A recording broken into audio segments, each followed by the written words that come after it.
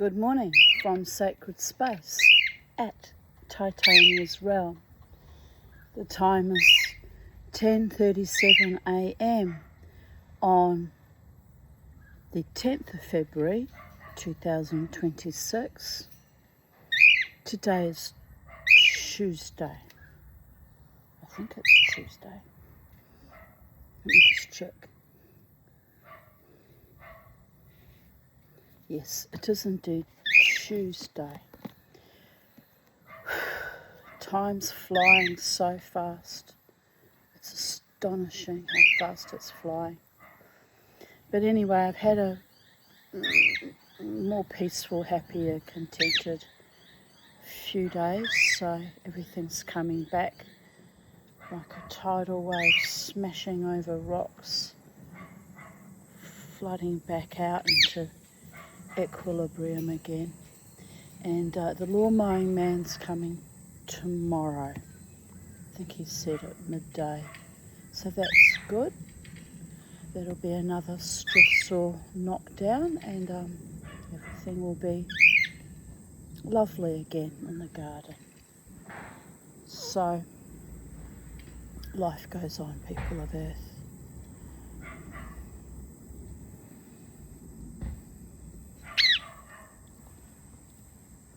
It's not as hot as it was yesterday. It's 27 degrees Celsius, but I can feel it like supercharging, building up in heat. So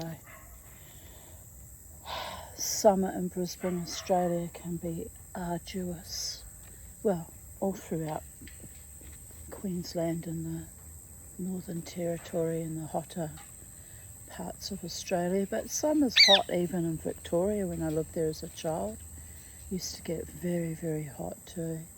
But the weather when I was living there between the ages of 9 and 12 and a half was a bit more. Melbourne's known for having very changeable weather. You'll get up in the morning and it'll be raining, and by lunchtime it'll be sunny, and just constant shifts. Very shifty place, Melbourne. I don't know if it's still like that because I haven't lived there since 1977. But it's a very lovely city, Melbourne. It's very, very cultural, and but I haven't been there since I think it was 2000 when I went for a friend's son's bar mitzvah. So yes, I haven't really been anywhere much. I went to the Blue Mountains to visit my friend Margaret, and in 2011, and that was the last time I got on a plane and travelled anywhere really by plane.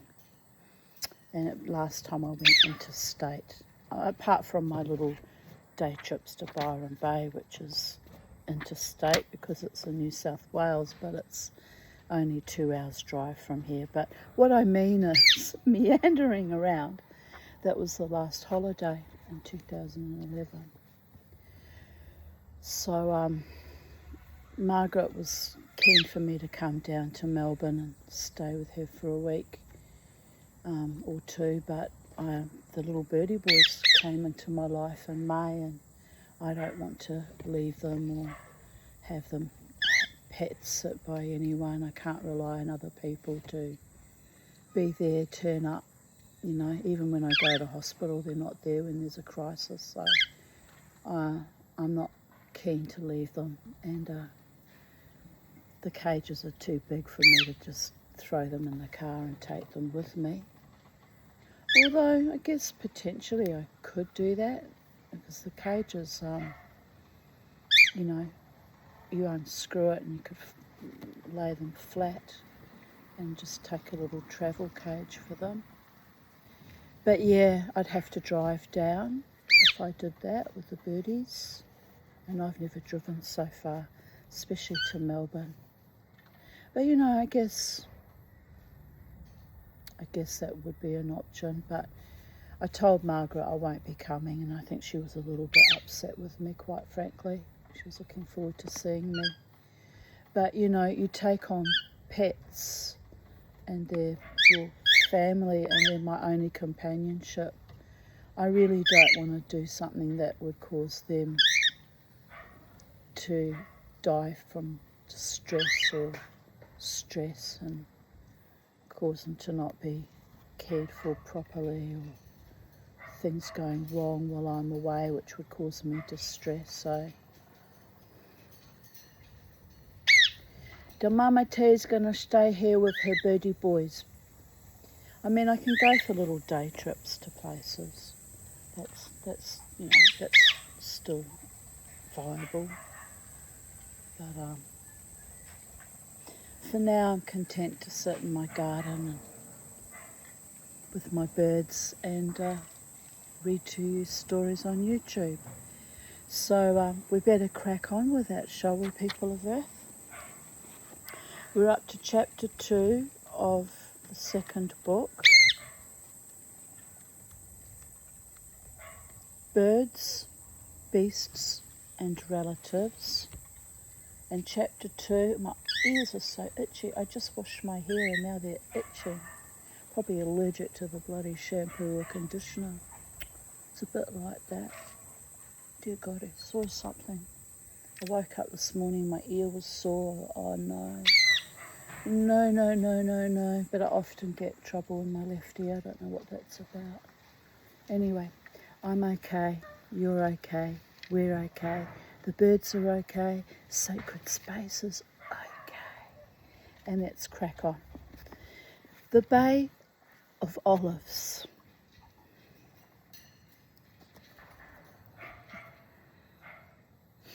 He's just got a piece of dried banana in his beak and it's hilarious. Good boy. The Bay of Olives. As you left the villa and walked down through the olive trees, you eventually reached the road with its thick coating of white dust, as soft as silk. If you walked along this for half a mile or so, you came to a goat track which led down a steep slope through the olives. And then you reached a small half-moon bay, rimmed with white sands and great piles of dried ribbonweed that had been thrown up by the winter storms and lay along the beach like large, badly made birds' nests. The two arms of the bay were composed of small cliffs, at the back of which were innumerable rock pools filled with the glint and glitter of sea life. Just want to multitask because I didn't put on sunscreen. I thought, she'll be right, mate. But I realise I've got sunshine beating down on my arms while I read, and I better cover myself, people of Earth. It's just ridiculous. There's not a lot of shade this morning, which is odd. I guess it's the time of day. Depends what time of day, which amount of light exposure you're going to get.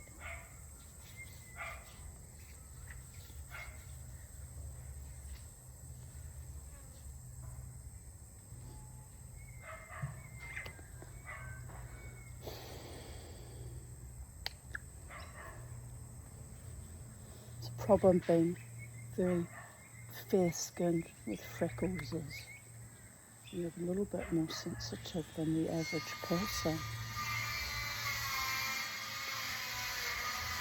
Oh well, good timing because we've got that dreadful grinding from the carpenters now. Good time to have a segue. What shall we talk about, people of Earth?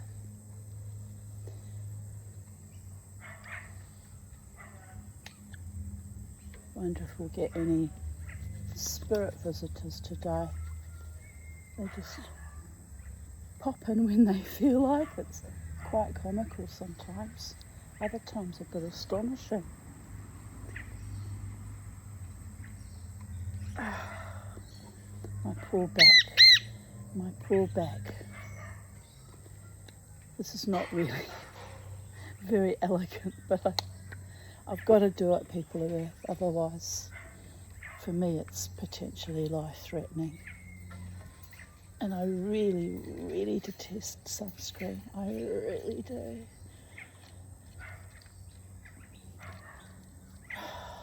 Right, I'll just go with that. I won't bother with my legs because they're kind of in the shade. It should be right.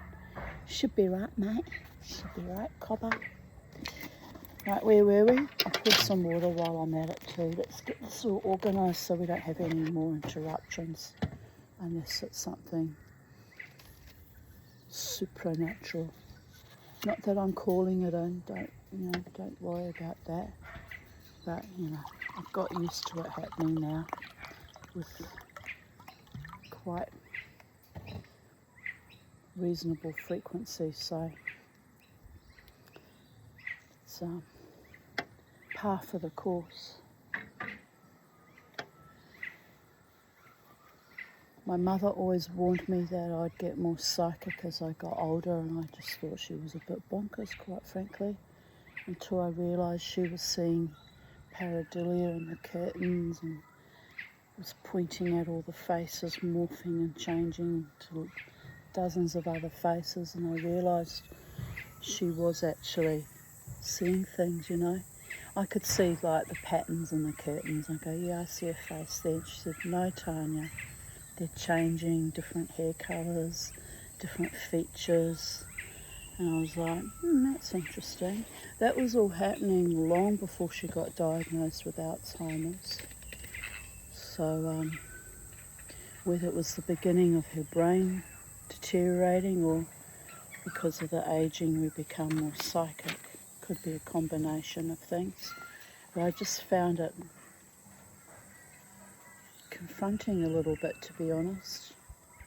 My mother was very powerful. She could bilocate and had intensely powerful telepathy. If she wanted to speak to us, she didn't pick up the phone because she was too fucking narcissistic.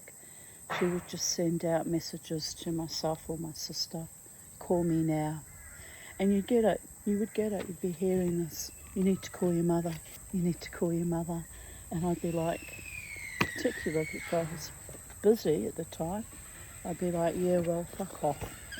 Carry on what I was doing, and then another half hour would go by. Have you called your mother yet? When are you going to call your mother? And eventually, just more out of curiosity and malaise and boredom, being sick of being nagged at, I'd call her and she'd say, what took you so long? I've been thinking about you for an hour. And I'd be like, Mummy, I'm running a business with 2 small children. I'm very busy. What is it? Why can't you just call me, by the way, like normal people? And, oh, you're not darling. Oh, you're not darling. But I was able to hold some of the telepathy at bay with my mother, thankfully, because it was crazy making. It was intense. But with my elder half sister, who ironically they weren't as close as my mother and I were. I took my mother with me everywhere. Like an extension of me she was. And I of her. It's a bit bizarre.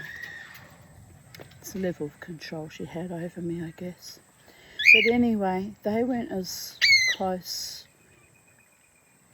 emotionally, really. Well, maybe they were. My sister was made out that she, didn't like her and didn't get along, what have you.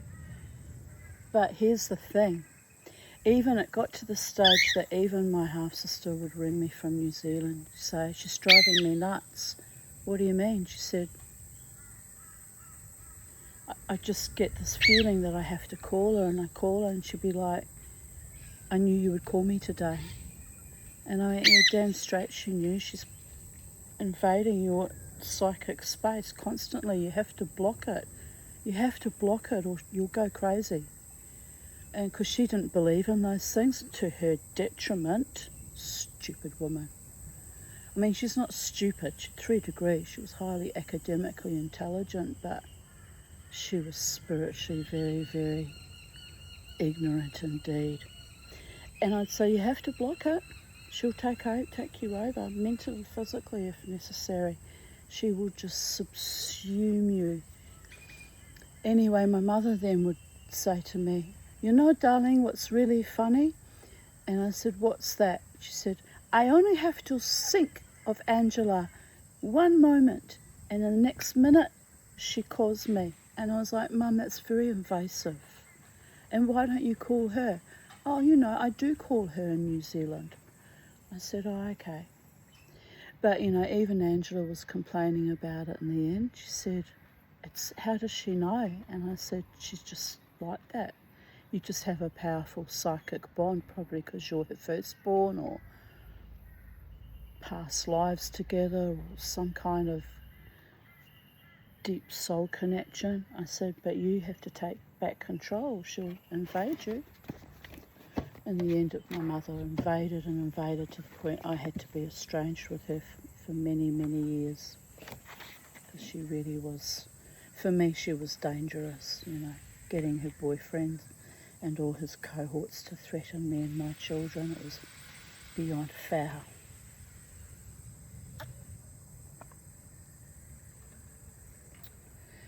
Anyway, it's a happy day out in the garden. We're here with the birds, and that demon, that Dibuk, that monster that was inside my mother is dead now and can't hurt me anymore. Really can't hurt me anymore. And no one can hurt me anymore. I deny access to all entities that are not for my highest good, and at the bare minimum are just apathetic and neglectful, or at worst life-threatening and dangerous. Deny access. Sit in my garden being joyous. It's a beautiful, beautiful life, people of Earth. One richly deserved, by the way. I mean, they tore away all fiscal wealth from me out of viciousness and evil too, but there are other forms of riches, people of Earth. Having your garden, your birds, and peace, shalom. That is true wealth when you can get it.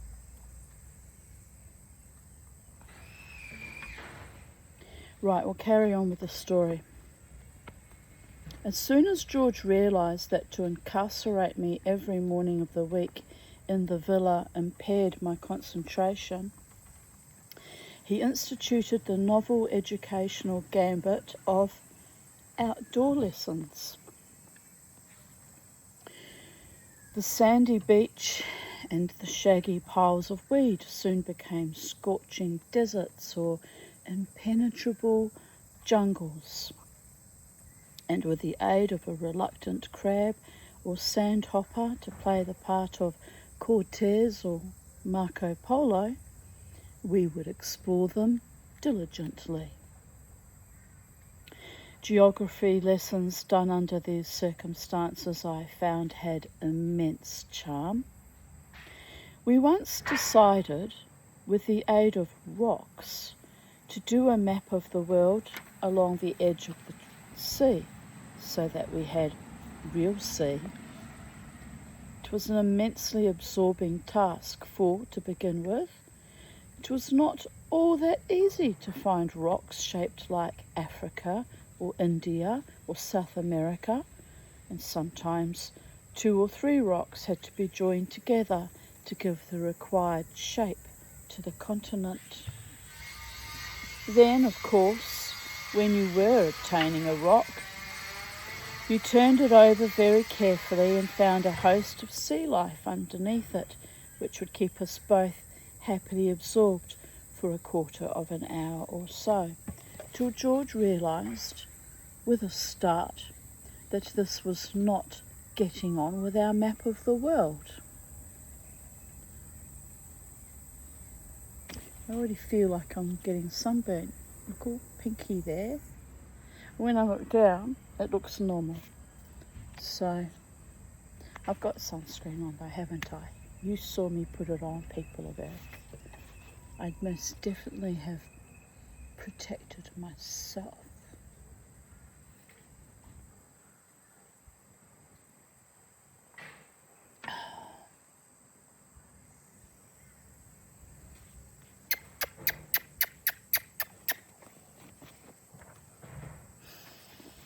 This little bay became one of my favourite haunts, and nearly every afternoon while the family were having their siesta, Roger and I would make our way down through the breathless olive groves, vibrating with the cries of the cicadas.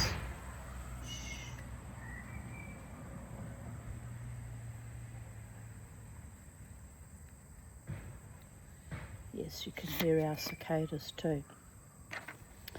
And pad our way along the dusty road, Roger sneezing voluptuously. I'm not sure that's the correct word for sneezing. Voluptuous is the mama T little hair fat. I'm sure he means violently or volcanically or something other than voluptuous. But he seems to like that word, and he's the author, so we'll let him have it, won't we? As his great paws stirred up the dust, which went up his nose like snuff. Once we reached the bay, those waters in the afternoon sun were so still and transparent, they did not seem to be there at all. We would swim for a while in the shallows, and then each of us would go about his own particular hobbies. For Roger, this consisted of desperate and unsuccessful attempts to catch some of the small fish that flicked and trembled in the shallow water.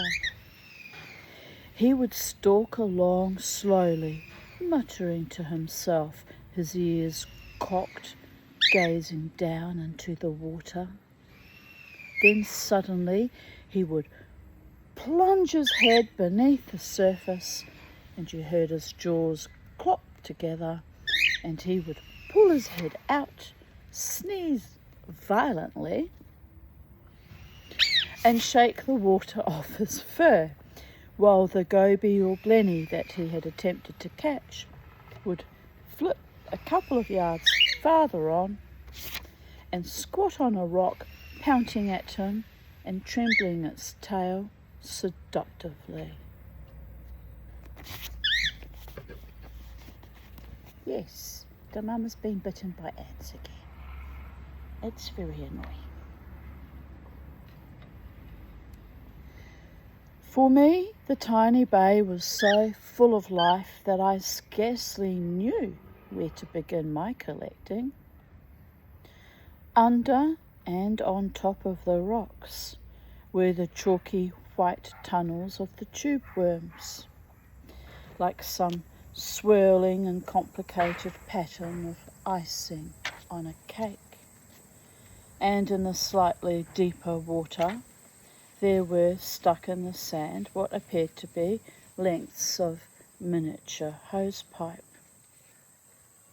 If you stood and watched carefully, a delicate, feathery, flower-like cluster of tentacles would appear at the ends of the hosepipes. Tentacles of iridescent blue and red and brown, which would revolve slowly round and round. These were the bristleworms, a rather ugly name, I felt, for such a beautiful creature. Sometimes there would be little clusters of them, and they looked like a flower bed whose flowers could move. Ow! You had to approach them with infinite caution, for should you move your feet too rapidly through the water, you would set up currents that telegraphed your approach, and the tentacles would bunch together and dive with incredible speed back into the tube. Here and there on the sandy floor of the bay were half moons of black, shiny ribbon weed looking like dark feather boas anchored to the sand. And in these you would find pipefish, whose heads looked extraordinarily like elongated seahorses, perched on the end of a long, slender body.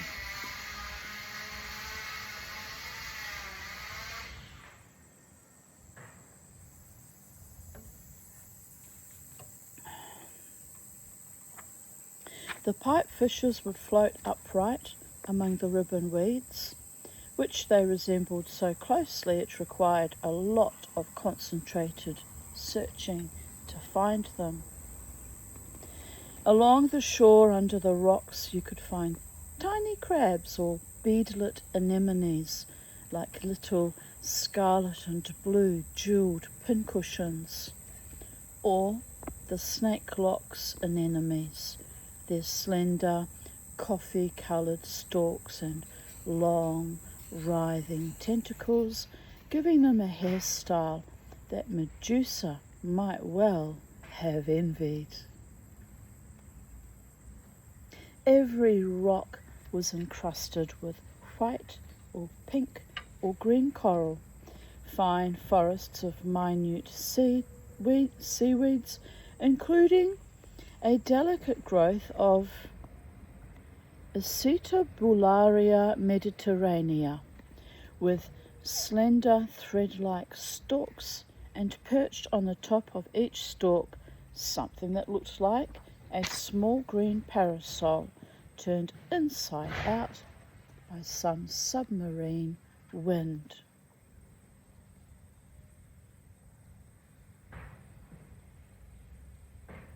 Occasionally a rock would be encrusted with a great black lump of sponge covered with gaping, protuberant mouths like miniature volcanoes. You could pull these sponges off the rocks and split them open with a razor blade, for sometimes inside you would find curious forms of life.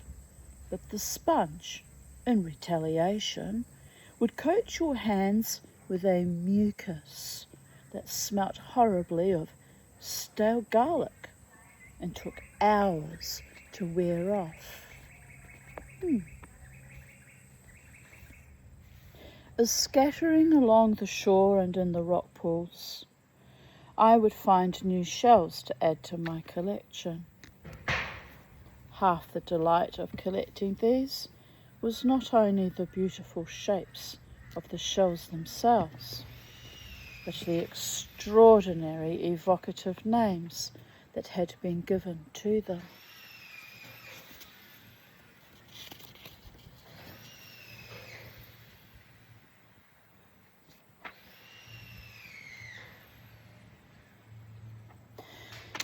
A pointed shell, like a large winkle, the lip of whose mouth had been elongated into a series of semi-webbed fingers, was, I discovered to my delight, called the pelican's foot.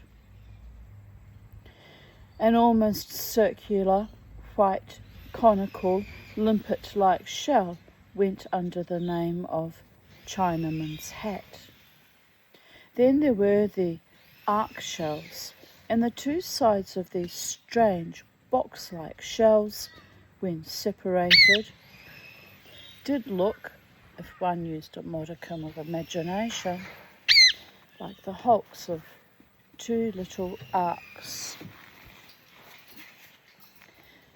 Then there were the tower shells, twisted and pointed as a narwhal's horn, and the top shells, gaily striped with the zigzag pattern of scarlet, blue or black.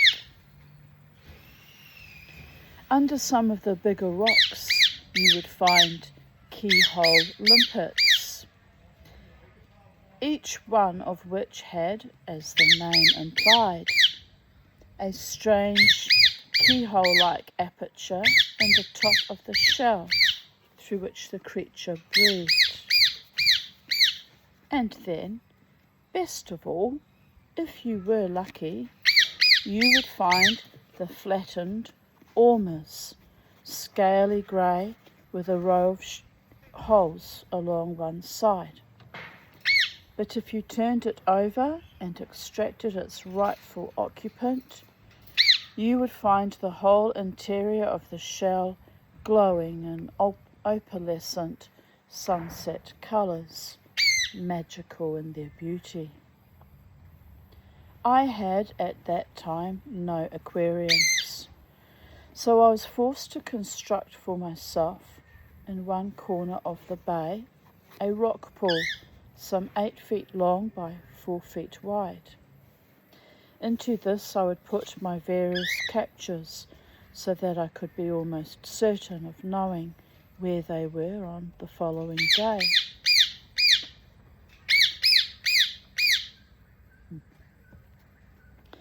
It was in this bay that I caught my first spider crab, and I would have walked right past him, thinking him to be a weed-covered rock, if he had not made an incautious movement. His body was about the size and shape of a small flattened pear, and at the pointed end it was decorated with a series of spikes ending in 2 horn-like protuberances over his eyes. His legs and his pincers were long, slender and spindly. But the thing that intrigued me most about him was the fact that he was wearing on his back and on his legs a complete suit of tiny seaweeds which appeared to be growing out of his shell.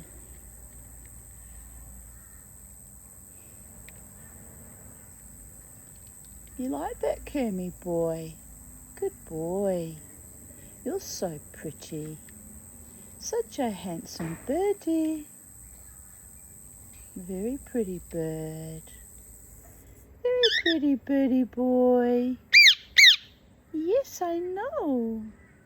And little Beau's pretty too, with his grey suit and his white little tips on his wings and his yellow head with orange cheeks and his sweet little crest.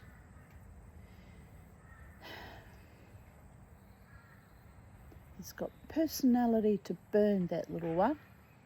I put them to bed last night, and little one was hissing away at me. I don't know why he was angry, but he was quite irritated.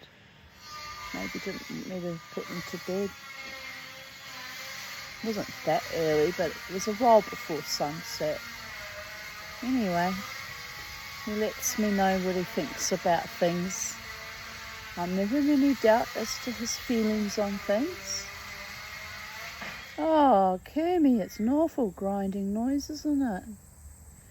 Hopefully that house will be finished soon. Probably another couple of months of torture.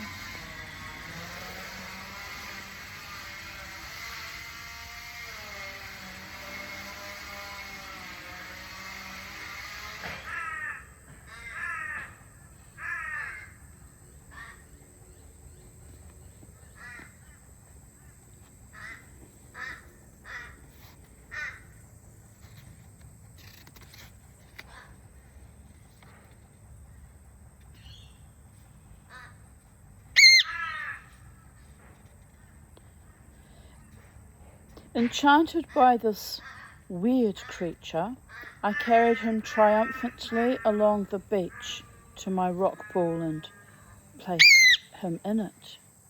The firm grip with which I had to hold him, for once having discovered that he was recognised as a crab, he made desperate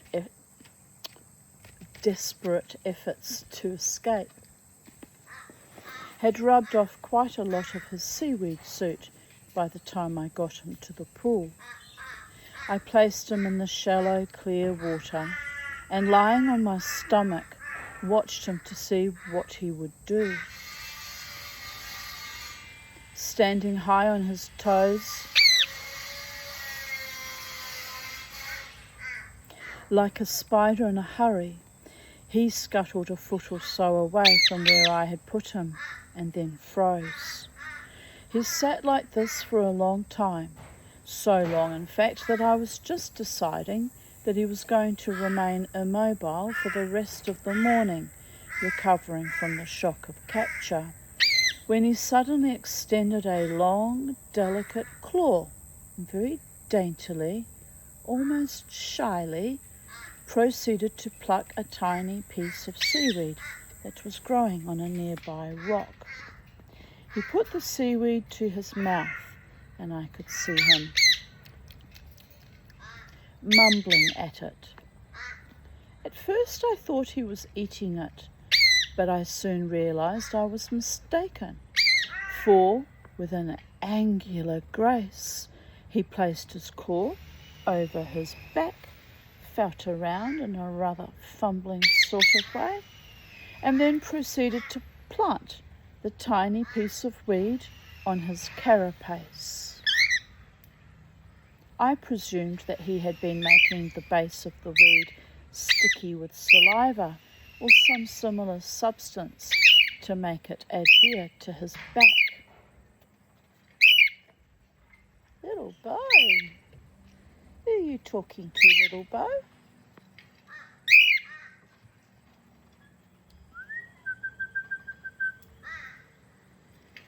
There's a lot of energy in the garden today. There really is. A lot of, energy. It's like a whirlpool building and building. Could be just the temperature increasing though.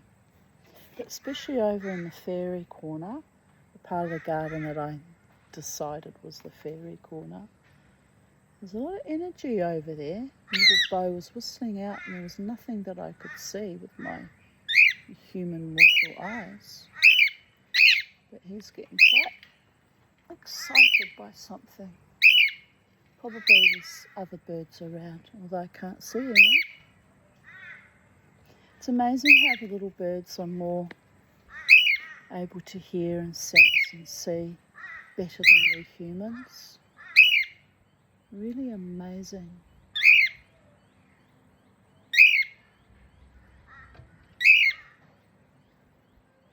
Right. As I watched him, he trundled slowly round the pool, collecting... the lorikeets are here answering. Collecting a variety of seaweed with the assiduous dedication of a professional botanist in a hitherto unexplored jungle. Within an hour or so, his back was covered with such a thick layer of growth that, if he sat still and I took my eyes off him for a moment, I had difficulty in knowing exactly where he was.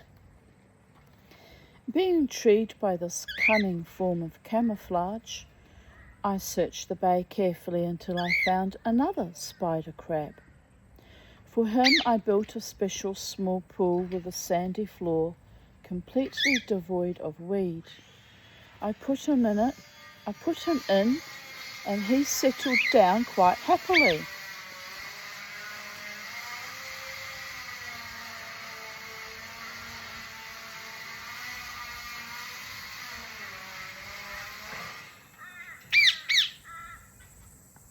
There's lots of dragonflies flying over the top of my house. Or when I say lots, that's a slight exaggeration. There was 2 or 3. No. Oh yes, there's definitely 2. Sweetness.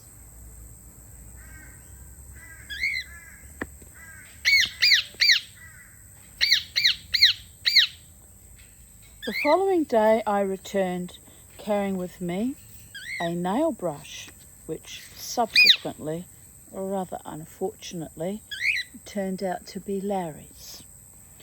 And taking up the unfortunate spider crab, I scrubbed him vigorously until not an atom of weed remained upon his back or legs. Then I dropped him into his pool.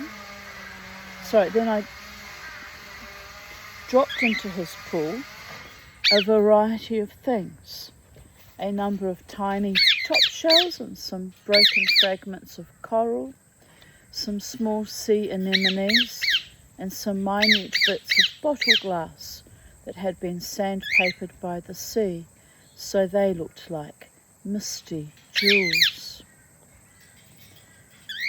Then I sat down to watch.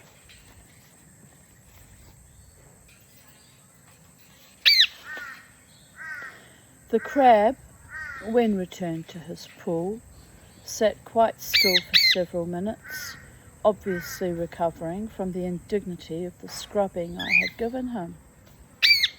Then, as if he could not quite believe the terrible fate that had overtaken him, he put his 2 pincers over his head and proceeded to feel his back with the utmost delicacy, presumably hoping against hope that at least one frond of seaweed remained. But I had done my task well, and his back was shining and bare. He walked a few paces tentatively and then squatted down and sulked for half an hour. Then he roused himself out of his gloom and walked over to the edge of the pond, where he endeavoured to wedge himself under a dark ridge of rock.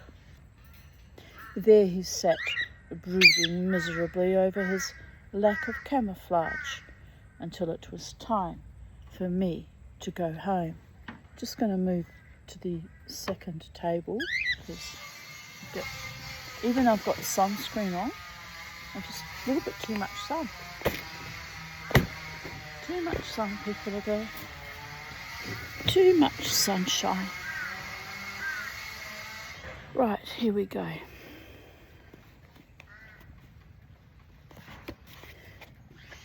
Just rearrange everything.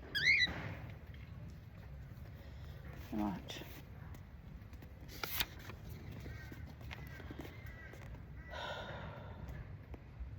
I returned very early the following morning, and to my delight, I saw that the crab had been busy while I had been away. Making the best of a bad job, he had decorated the top of his shell with a number of the ingredients that I had left for him.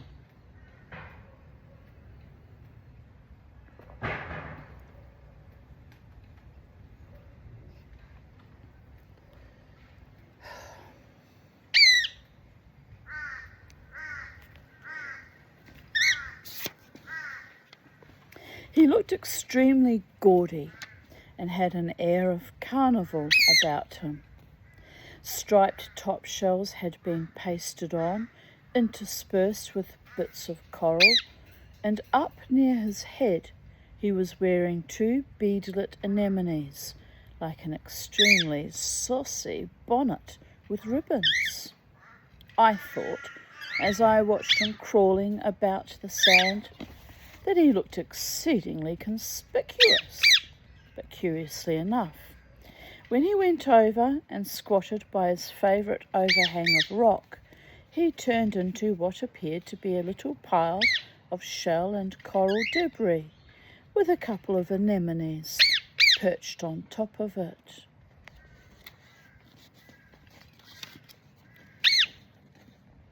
To the left of the little bay, a quarter of a mile or so from the shore, lay an island called Pondikonisi, or Mouse Island. It was shaped not unlike an isosceles triangle, and was thick with elderly cypress trees and oleander bushes, which guarded a small snow-white church and tiny living quarters adjoining it. This island was inhabited by an elderly and extremely verminous monk with long black robes and a stovepipe hat, whose major function in life appeared to be ringing the bell in the matchbox-sized church at intervals and rowing slowly over to a neighbouring headland in the evening, where there was a small nunnery inhabited by 3 ancient nuns. Here he would partake of ouzo and a cup of coffee and discuss, presumably, the state of sin in the world today. And then, as the sun set and turned the calm waters round his island to a multicoloured sheet of shot silk, he would row back again like a hunched black crow in his creaking, leaking boat.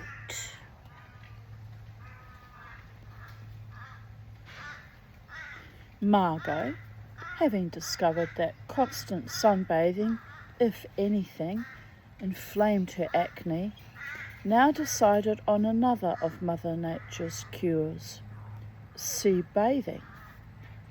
She would have been doing it anyway, since she was lying on the beach by all the gods.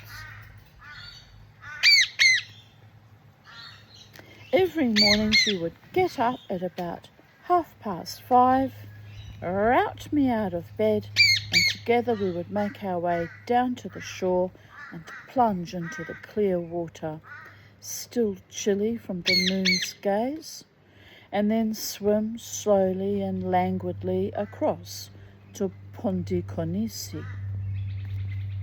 Here Margot would drape herself on a rock, and I would potter happily in the rock pools on the shore.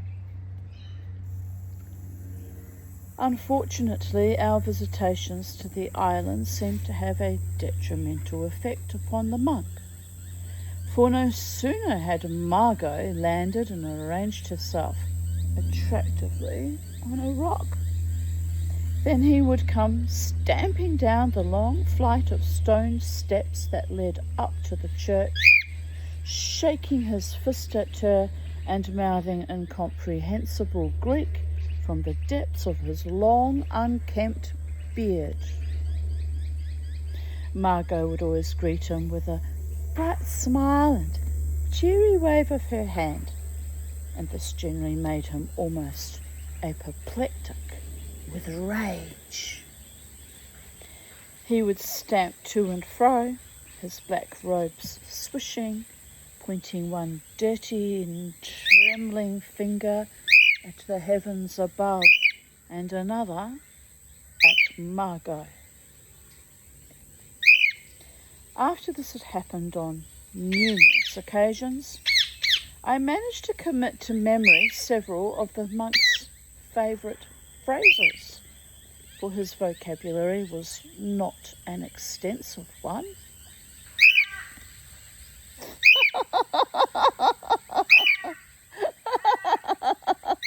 Oh, you have to laugh. I guess you haven't lived till you've been cursed by a celibate, asexual, woman-hating monk.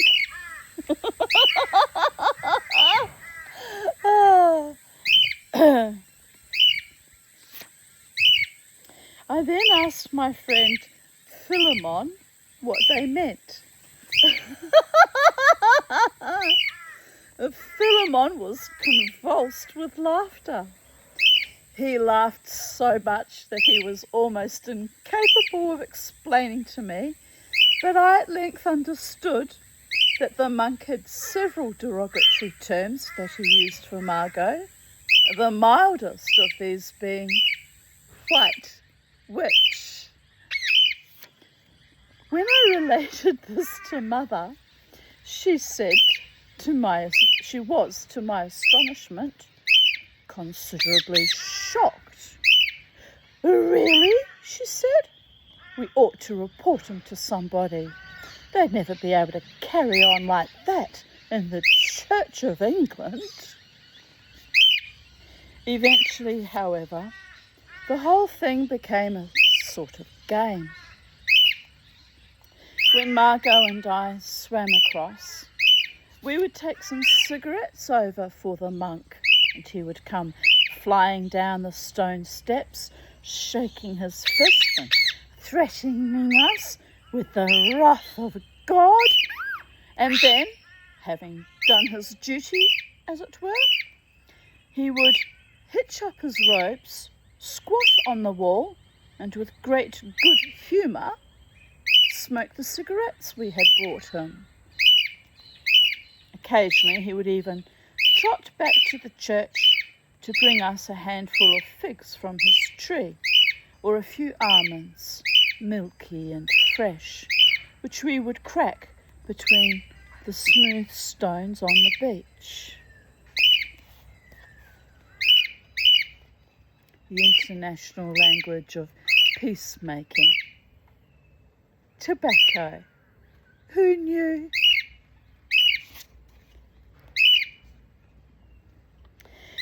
When Pondikonisi and my favourite bay there...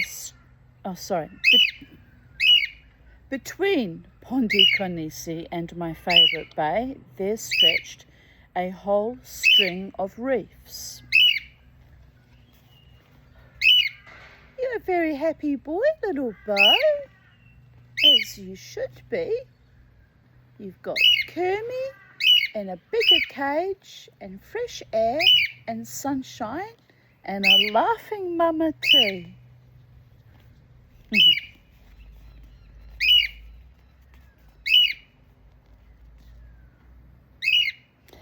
Most of these were flat-topped, some of them only the size of a table and others the size of a small garden.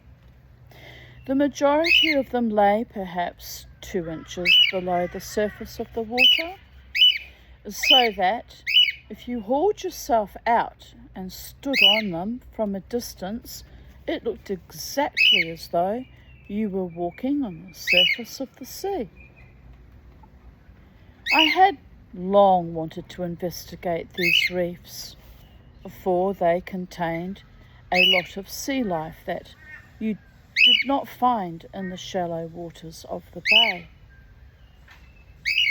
But this presented insurmountable difficulties, for I could not get my equipment out there.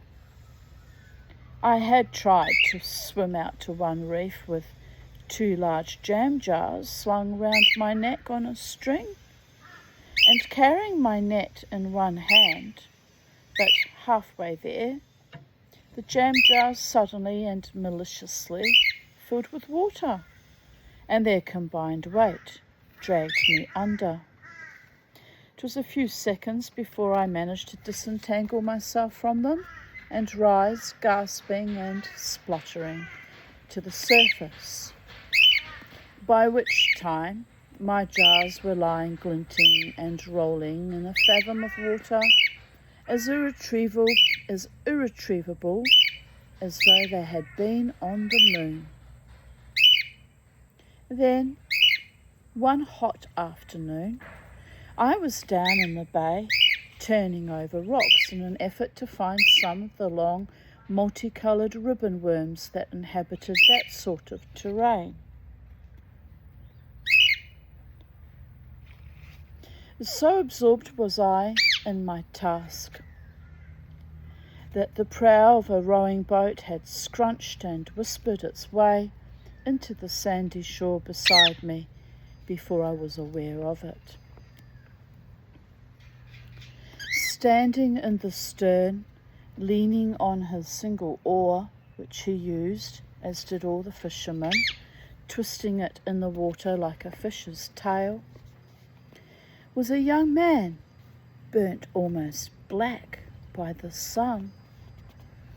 He had a mop of dark curly hair, eyes as bright and as black as mulberries, and his teeth gleamed astonishingly white in his brown face.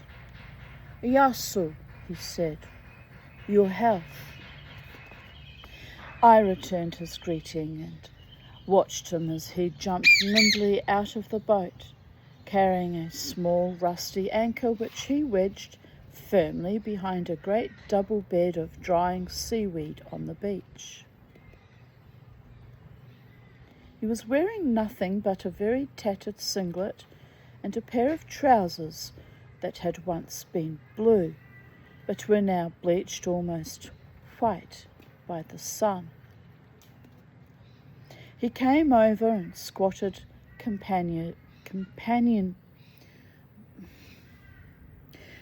companionably beside me and produced from his pocket a tin containing tobacco and cigarette papers.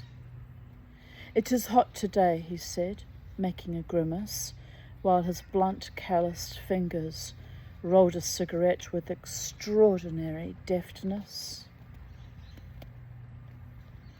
He stuck it in his mouth and lit it with the aid of a large tin lighter, inhaled deeply, and then sighed. He cocked an eyebrow at me, his eyes as bright as a robin's. "You're one of the strangers that live up on the hill?" he inquired. By this time my Greek had become reasonably fluent, so I admitted that, yes, I was one of the strangers. "And the others?" he asked. "The others in the villa? Who are they?" I had quickly learned that every Corfiote, particularly the peasants, loved to know all about you and would, in return for this information, vouchsafe to you the most intimate details of their private lives. All my veins are up on my hand. I felt really dizzy this morning and now my veins are doing weird things. Look at that. Ah, look at that. Oh, the poor mama tea. Heat exhaustion. That's what it is. Heat exhaustion. Well, little birdie boys, it's time for a spritz, don't you think? I didn't bring the spritz bottle. I'll have to go and get it. Look how cute they are. Unbearably cute. Let's have a look at you, face on. Ah, you turned the other way. Say hello to the people, little Bo. Say hello, people of Earth. Subscribers, likers, commenters, and other YouTube audience entities. I am Bo, the Australian cockatiel, living my best life in our sacred space garden. Kermie's just staring quietly off into the distance. Kermie, what are you doing? I'm meditating, Mama T. I'm meditating on the meaning of birdie life. He probably is. Now what's happened here? We're all out of womp now. That's better. Pour myself some more water. I've got to go down the shops. I've got to buy chocolate. What else do I want? I need some snacks like chippies, and I'm craving those, they're called Harvest Snaps. They're like dehydrated peas. They actually make me feel a bit sick if I eat too many of them, but anyway, I'm craving that.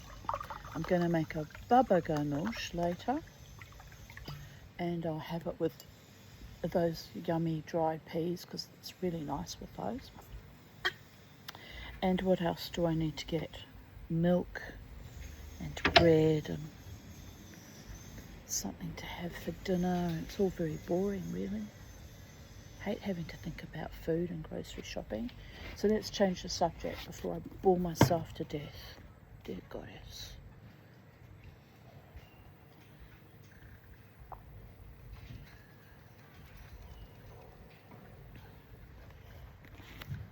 Look at the pretty birdie boys.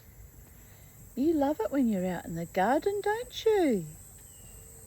There's no visitors today. Well, no birdie visitors. Don't know where the turkeys are. They're coming later in the afternoon lately. That seems to be their pattern lately. Right.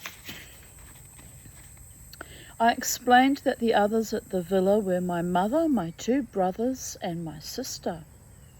He nodded gravely as though this information were of the utmost importance. "And your father," he continued. "Where is your father?" I explained that my father was dead. "Poor thing," he said, quickly commiserating. "And your poor mother with 4 children to bring up." He sighed lugubriously at this terrible thought, and then brightened. "Still," he said philosophically, "thus is life. What are you looking for here under these stones?" I explained as best I could, though I always found it difficult to get the peasants to understand why I was so interested in such a variety of creatures that were either obnoxious or not worth worrying about, and all of it which were inedible. "What's your name?" he asked. I said that it was Gerasimos, which was the closest approach to Gerald that one could come to in Greek. But I explained my friends called me Jerry. "I'm Taki," he said, "Taki Thanatos. I live at Benitez." I'm going to have to go plug us in. My bloody battery's low. Will I make it for the next few pages? Maybe.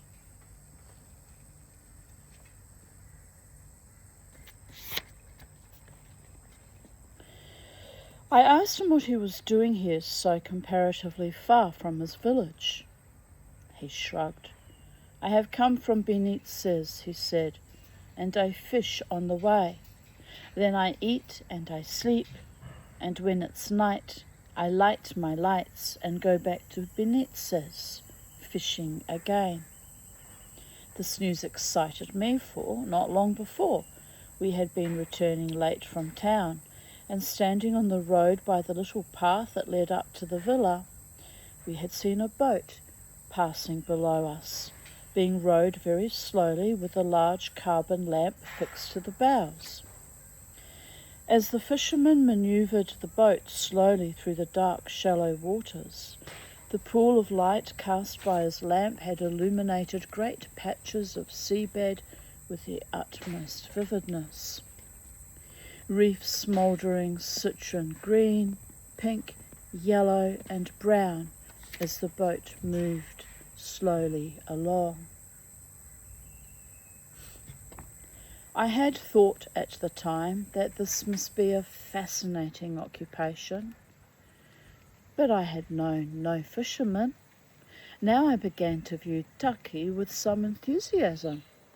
I asked him eagerly what time he intended to start his fishing and whether he meant to go round the reefs that lay scattered between the bay and Pondikonisi. "I start about 10, he said. "I work round the island, then I head towards Benitez." I asked him whether it would be possible for me to join him because, as I explained, there were lots of strange creatures living on the reef which I could not obtain without the aid of a boat. "Why not?" he said. "I shall be down below Menelaos. You come at 10. I'll take you round the reefs and then drop you back at Menelaos before I go to Benitez." I assured him fervently that I would be there at 10 o'clock. Then, gathering up my net and bottles and whistling for Roger, I bet a hasty retreat before Taki could change his mind.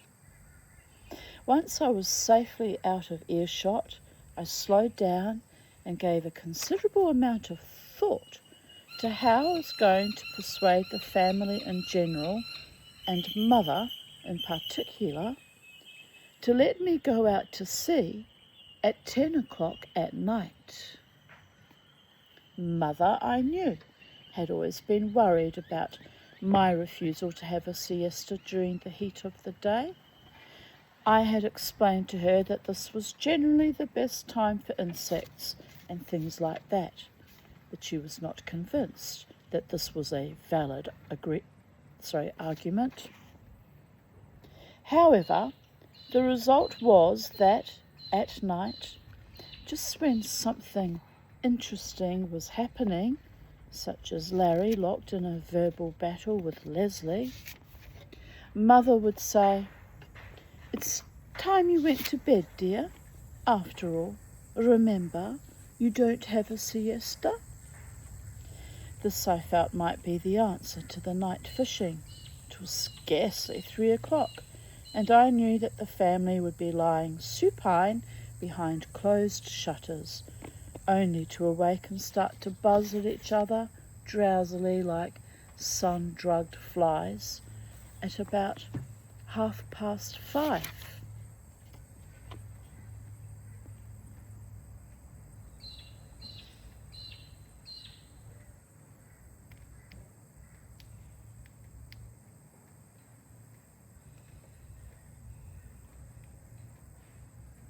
Little Bo's chewing on the little wooden components of his swing.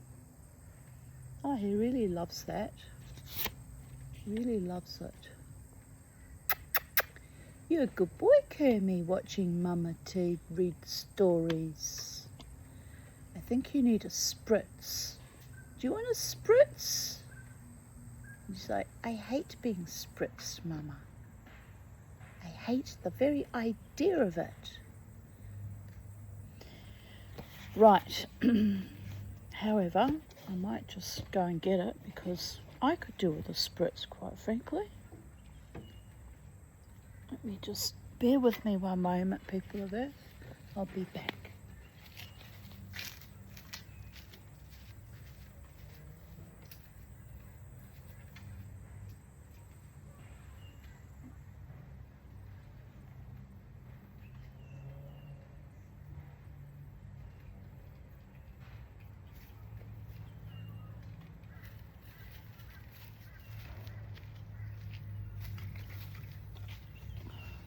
Ready, boys?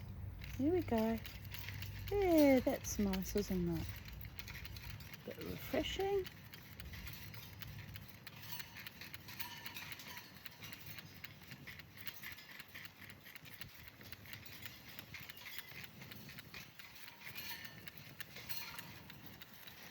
All right.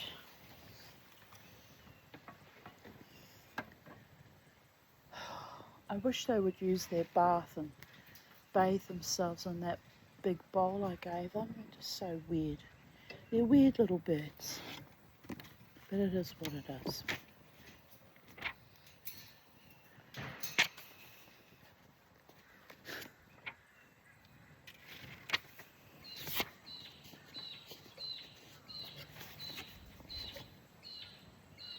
I made my way back to the villa with the utmost speed. When I was 100 yards away, I took off my shirt and wrapped it carefully round my jam jars full of specimens so that not a chink or a rattle would betray my presence. Excuse me. Then, cautioning Roger upon pain of death not to utter a sound, we made our way cautiously into the villa and slipped like shadows into my bedroom. Roger, squatted panting in the middle of the floor, and viewed me with considerable surprise as I took off all my clothes and climbed into bed. I was not at all sure that he approved of this untoward behaviour. As far as he was concerned, the whole afternoon stretched ahead of us, littered with exciting adventures, and here was I preparing to go to sleep. He whined experimentally, and I shushed him with such fierceness that his ears drooped, and putting his stumpy tail between his legs, he crept under the bed and curled up with a rueful sigh. I took a book and tried to concentrate on it. The half-closed shutters made the room look like a cool, green aquarium. But, in fact, the air was still and hot, and the sweat rolled in rivulets down my ribs. What on earth, I thought, shifting uncomfortably on the already sodden sheet, could the family possibly see in a siesta? What good did it do them?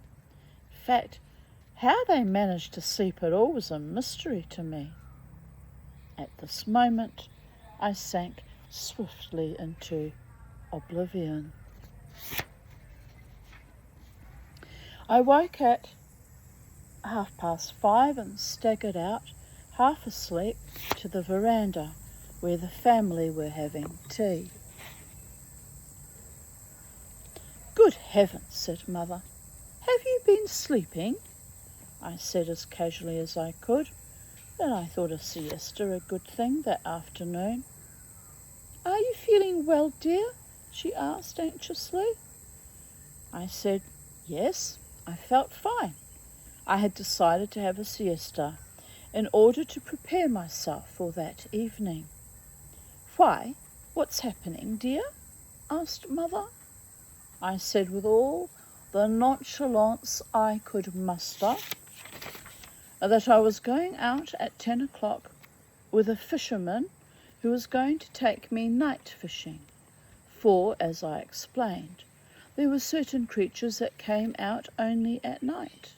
This was the best method of obtaining them. Honestly, that boy was so lucky he was never sexually abused by all these strangers he was wandering about with, completely innocently and naively and fearlessly. He was a very fortunate boy indeed. Very fortunate.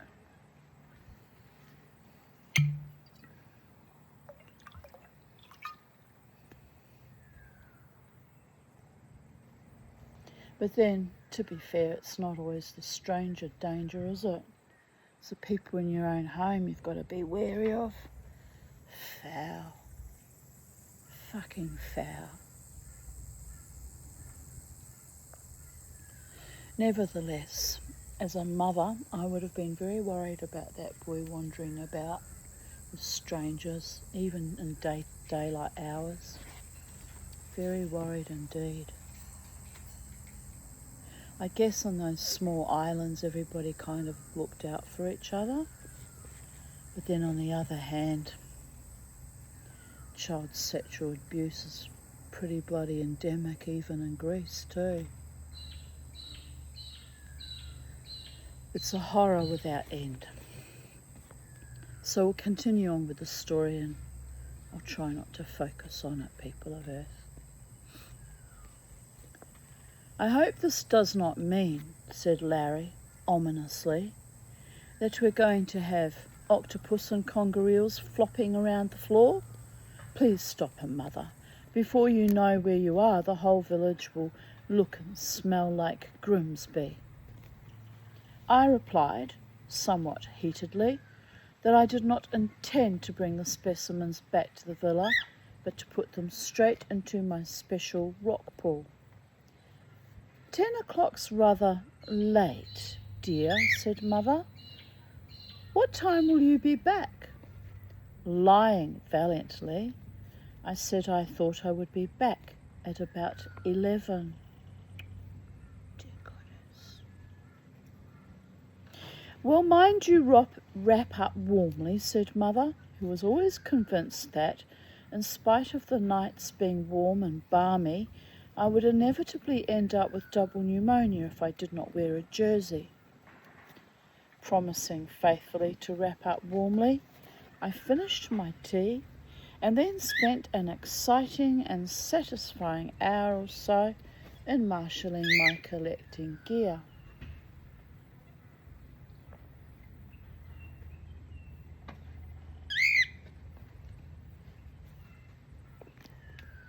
There was my long-handled net, a long bamboo with 3 wire hooks on the end for pulling interesting clumps of seaweed nearer to one, 8 wide-mouthed jam jars, and several tins and boxes for putting such things as crabs or shells in.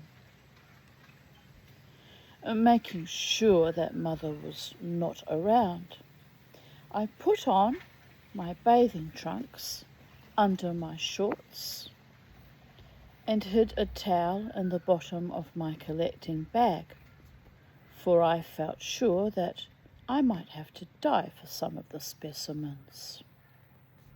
I knew that Mother's fears of double pneumonia would increase 100-fold if she thought I was going to do this. Then, at 9:45, I slung my bag on my back and, taking a torch, made my way down through the olive groves. The moon was a pale smudged sickle in a starlit sky, shedding only the feeblest light. In the black recesses among the olive roots, glowworms gleamed like emeralds, and I could hear the scops owls calling "Toink, toink" to each other from the shadows.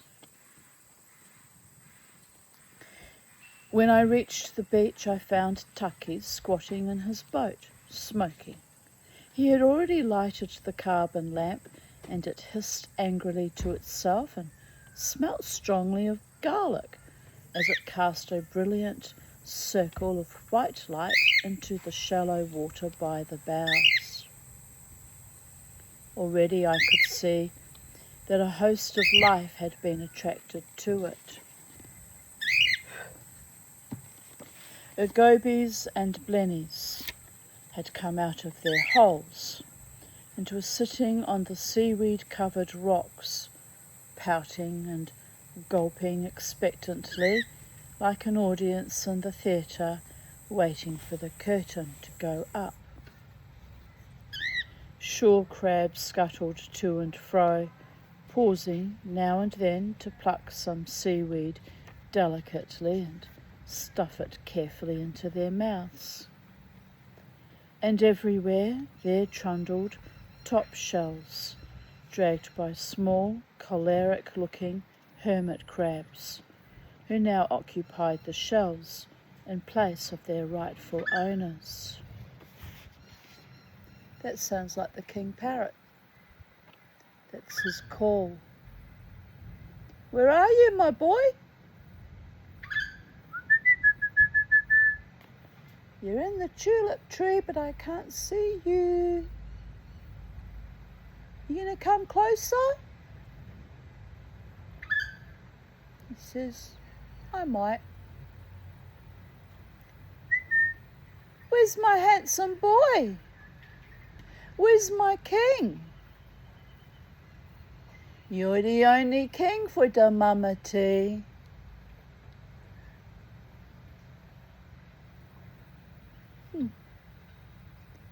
Maybe it's the queen too.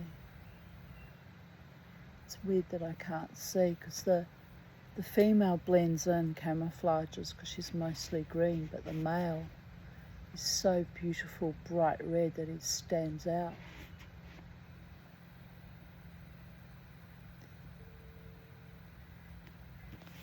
Well, if he wanted to come and visit me, he would.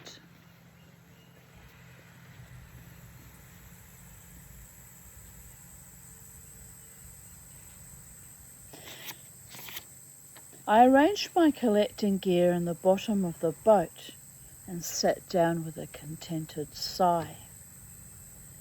Taki pushed off and then, using the oar, punted us along through the shallow water and the beds of ribbonweed that rustled and whispered along the side of the boat as soon as we were in deeper water.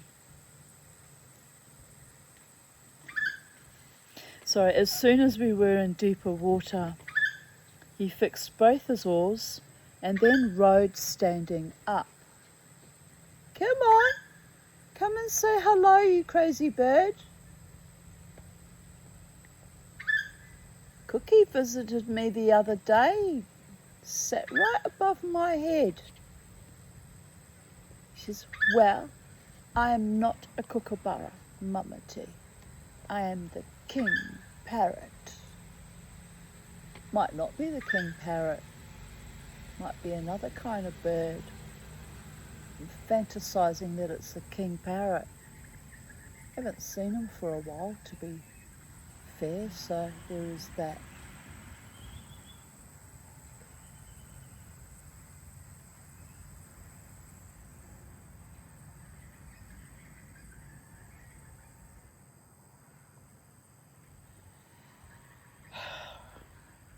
It's all good, isn't it? Mama T won't fall apart because she's missing her king. The only king worth admiring and adoring is that fabulously beautiful bird anyway. No human man is even a scratch compared to him. It's true, isn't it, little boy? Yes, to Mama. But you must fall in love with your own species again. Must I? Really? Nothing but savagery and viciousness have I endured. I'd rather be in love with the birds. Right.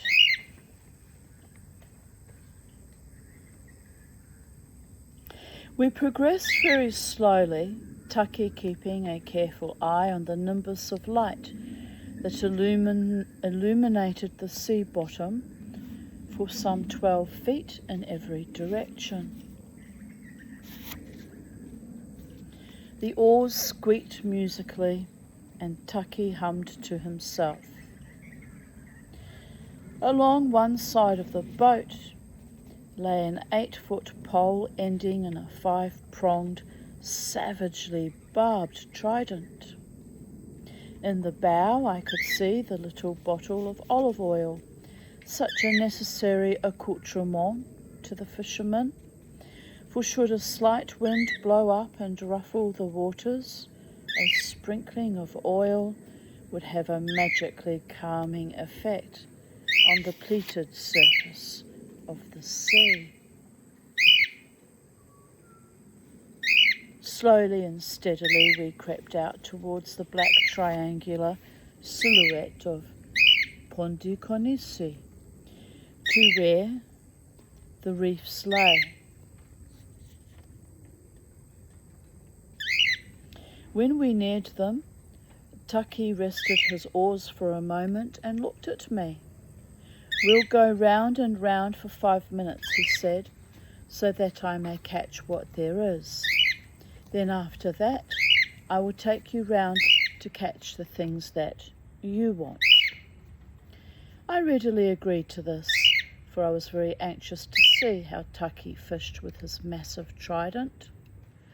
Very slowly we edged our way round the biggest of the reefs, the light illuminating the strange submarine cliffs covered with pink and purple seaweeds that looked like fluffy oak trees.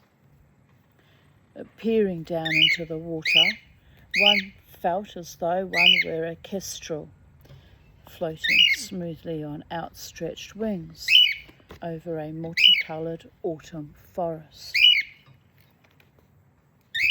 Suddenly, Taki stopped rowing and dug his oars gently into the water to act as a brake. "Listen to you, handsome boy." It's not a king parrot at all. It's one of those kind of honey-eater type birds. Don't know what they're called. They have a lovely song when they get singing too. Well, there you go. I was wrong, and I admit when I get things wrong.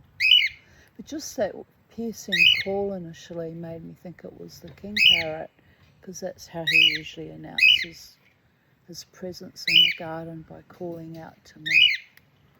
I got terribly excited.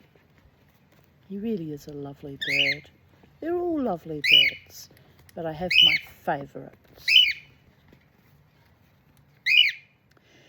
Peering down into the water, one felt as though one were a kestrel, floating smoothly on outstretched wings over a multicoloured autumn forest.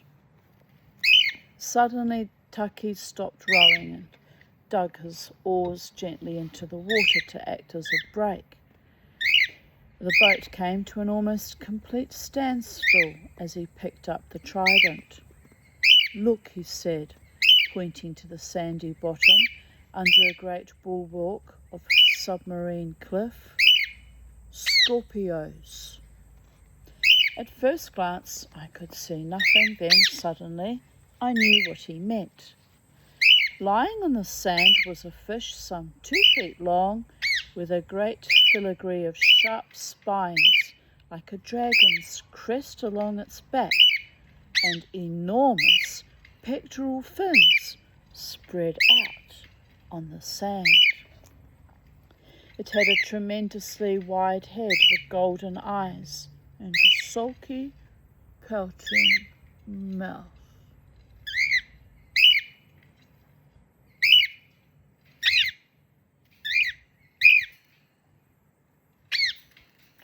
But it was the colours that astonished me, for it was decked out in a series of reds ranging from scarlet to wine, pricked out and accentuated here and there with white. It looked immensely sure of itself as it lay there, flamboyant on the sand, and immensely dangerous too. "This is good eating," whispered Taki, to my surprise, for the fish, if anything, looked highly poisonous. Slowly and delicately he lowered the trident into the water, easing the barbed fork inch by inch towards the fish. There was no sound except the peevish hissing of the lamp. Slowly, inexorably, the trident got closer and closer. I held my breath. Surely that great fish with its gold-flecked eyes must notice its approaching doom. A sudden flip of the tail, I thought, and a swirl of sand, and it would be gone. But no, it just lay there, gulping methodically and pompously to itself. When the trident was within a foot of it, Taki paused. I saw him gently shift his grip on the haft. He stood immobile for a second, although it seemed an interminable time to me, and then suddenly, so speedily that I did not actually see the movement, he drove the 5 prongs swiftly and neatly through the back of the great fish's head. There was a swirl of sand and blood, and the fish twisted and writhed on the prongs, curling its body so that the spines along its back jabbed at the trident. But Taki had driven the trident home too skillfully, and it could not escape. Quickly, hand over hand, he pulled in the pole, and the fish came over the side and into the boat, flapping and writhing. I came forward to help him to get it off the prongs, but he pushed me back roughly. "Take care," he said. "The Scorpios is a bad fish." I watched while, with the aid of the oar blade, he got the fish off the trident, and though to all intents and purposes it must have been dead, it still wriggled and flapped and tried to drive its spines on its back into the side of the boat. "Look, look," said Taki. "You see now why we call it Scorpios? If he can stab you with those spines, Saint Spiridion, what pain you would have. You would have to go to the hospital quickly." With the aid of the oar and the trident and a dexterous bit of juggling, he managed to lift the scorpion fish up and drop it into the empty kerosene tin where it could do no harm. I wanted to know why, if it was poisonous, it was supposed to be good eating. "Ah," said Taki, "it's only the spines. You cut those off. The flesh is sweet as honey. I will give it to you to take home with you." He bent over his oars once more, and we proceeded to squeak our way along the edge of the reef again. Presently he paused once more. Here the seabed was sandy with just a few scattered tufts of young green ribbonweed. Again he slowed the boat to a standstill and picked up his trident. "Look," he said, "octopus." My stomach gave a clutch of excitement, for the only octopuses I had seen had been the dead ones on sale in the town, and these, I felt sure, bore no resemblance to the living creature. But peer as hard as I could, the sandy bottom appeared to be completely devoid of life. There, said Taki, lowering the trident gently into the water and pointing. "Can't you see it? Did you leave your eyes behind? There! Look, I am almost touching it." Still I could not see it. He lowered the trident another foot. "Now, can you see it, foolish one?" he chuckled, "just at the end of the prongs." And suddenly I could see it. I had been looking at it all the time, but it was so grey and sand-like that I had mistaken it for part of the sea bed. It squatted on the sand in a nest of tentacles, and there under its bald, domed head, its eyes, uncannily human, peered up at us forlornly. "It's a big one," said Taki. He shifted the trident slightly in his grasp, but the movement was incautious. Suddenly the octopus turned from a drab sandy colour to a bright and startling iridescent green. It squirted a jet of water out of its siphon, and projected by this in a swirl of sand, it shot off the seabed. Its tentacles trailed out behind it, and as it sped through the water, it looked like a runaway balloon. "Ah, Gamoto," said Taki. He threw the trident down, and seizing the oars, he rowed swiftly in the wake of the octopus. The octopus obviously possessed a touching faith in its camouflage, for it had come to rest on the seabed some 35 feet away. Once again, the Taki eased the boat up to it, and once again he lowered the trident carefully into the water. This time he took no risks and made no incautious movements. When the pronged fork was within a foot of the octopus's domed head, Taki strengthened his grip on the pole and plunged it home. Immediately the silver sand boiled up in a cloud as the octopus's tentacles thrashed and writhed and wound themselves around the trident. Ink spurted from its body and hung like a trembling curtain of black lace or coiled like smoke across the sand. Tucky was chuckling now with pleasure. He hauled the trident up swiftly, and as the octopus came into the boat, two of its tentacles seized and adhered to the side.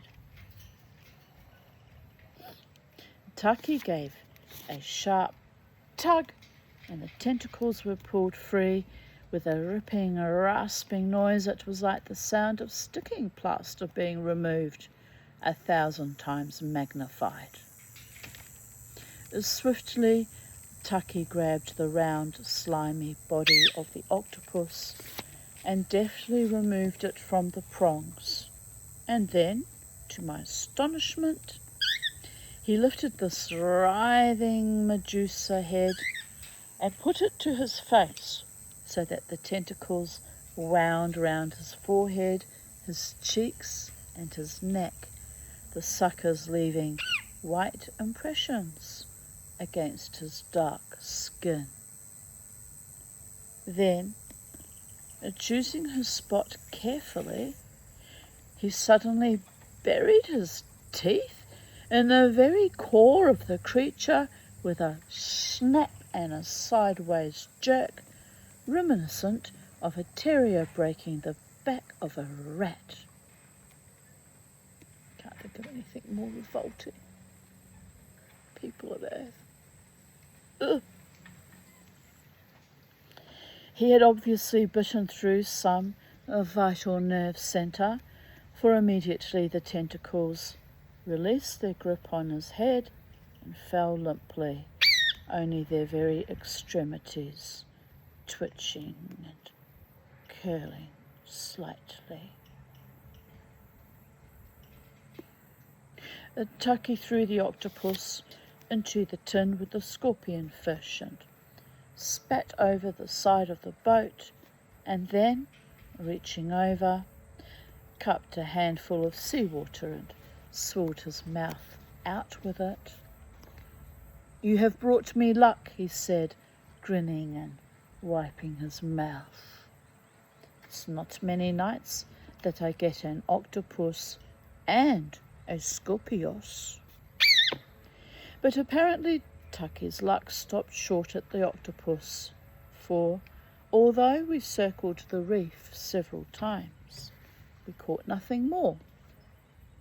We did see the head of a moray eel sticking out of its hole in the reef, an extremely vicious-looking head the size of a small dog's.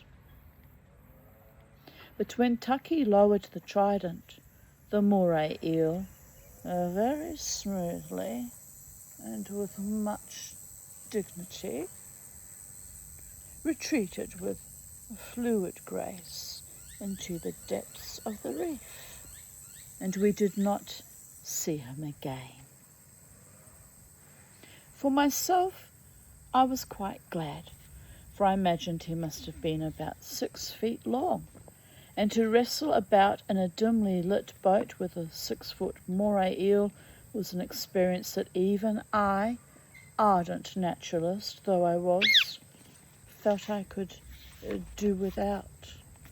Like my fucking annoying, stupid husband, who used to bring massive, great long, they were about 12 feet long and about this wide, about a foot wide, conger eels into our boat, and they'd be writhing and I'd be at bows screaming my head off. He thought it was all very entertaining. He really was a sadist. Used to put gaffs in them and laugh at them writhing and laugh at me screaming with terror and horror. And can you believe I gave him 2 children? Can you believe that? What was I thinking? Just wanted to have my own babies. I could have had them with any man. Why that one? Why did I do that, people of Earth? It's appalling. It's appalling. But never mind. Life goes on. "Ah, well," said Tucky philosophically. "Now let's go and do your fishing." He rowed me out to the largest of the reefs and landed me with my gear on this flat top. Armed with my net, I prowled along the edge of the reef while Taki rowed the boat some 6 feet behind me, illuminating the smouldering beauty of the rocks. There was so much life that I despaired of being able to capture it all. There were fragile blennies decked out in gold and scarlet, tiny fish half the size of a matchstick with great black eyes and pillar box red bodies, and others the same size, whose colouring was a combination of deep Prussian and pale powder blue. There were blood-red starfish and purple brittle starfish, their long, slender, spiky arms forever coiling and uncoiling.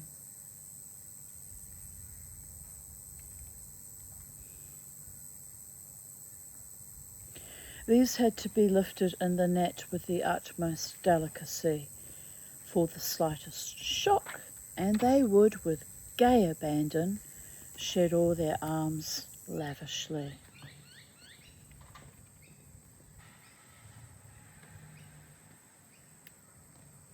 There were slipper limpets that, when you turned them over, you found had half the underside covered by a neat flange of shell, so that the whole thing did look rather like a baggy, shapeless carpet slipper designed for a gouty foot.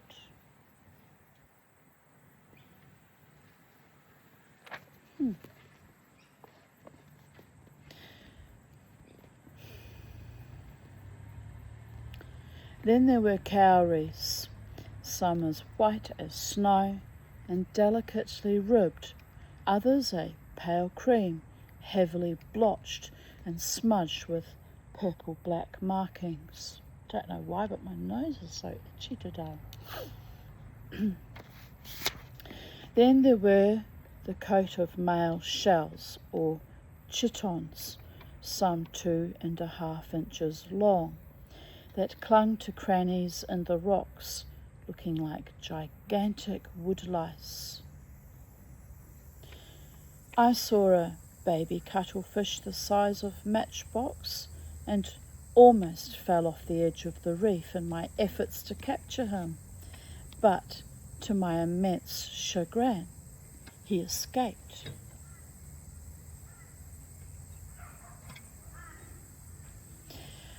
After only a half hour's collecting, I found that my jars, tins and boxes were crammed to overflowing with life, and I knew that, albeit reluctantly, I would have to stop. Sorry, I'm just boiling here, just slowly frying people of Earth.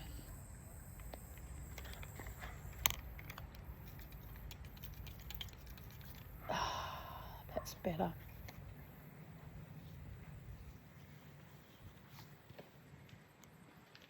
Did the birdie boys win a spritz again too? Yes, let's go. Spritzers. Spritzy, spritzy, spritzy, spritz, spritz, spritz, spritz.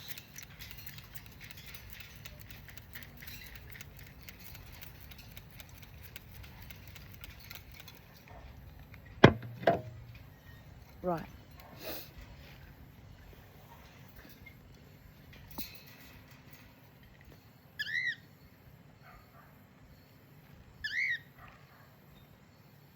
A Taki, a very good-humouredly, I'm getting tired, people of Earth.